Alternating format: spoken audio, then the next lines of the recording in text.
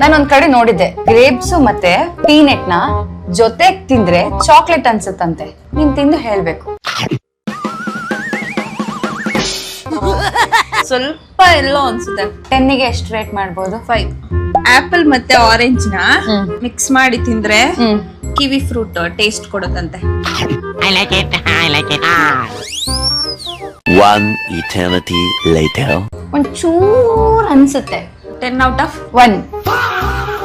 ಸೌತೆಕಾಯಿ ಸಕ್ಕರೆ ಎರಡನ್ನೂ ಮಿಕ್ಸ್ ಮಾಡಿ ತಿಂದ್ರೆ ವಾಟರ್ ಮೆಲನ್ ಅನ್ಸುತ್ತಂತೆ. ಚೆನ್ನಾಗಿದೆ ಒಂಥರ. ಹೌದು, ತುಂಬಾ ಚೆನ್ನಾಗಿದೆ. ಇದಕ್ಕೆ 10ಗೆ ಎಷ್ಟು ಕೊಡ್ತೀಯಾ? 8. ಸೊ ನಾವು ಇದೇ ತರ ವಿಯರ್ಡ್ ಆಗಿ ಏನೇನೋ ಐಟಮ್ ಹಾಕಿ ಎಲ್ಲ ಅಡ್ಗೆ ಮಾಡಲ್ಲ, ತುಂಬಾ ಚಂದ ಅಡ್ಗೆ ಮಾಡ್ತೀವಿ. ಜೊತೆಗೆ ಫನ್ ಕೂಡ ಸಕ್ಕತ್ತಾಗಿರುತ್ತೆ.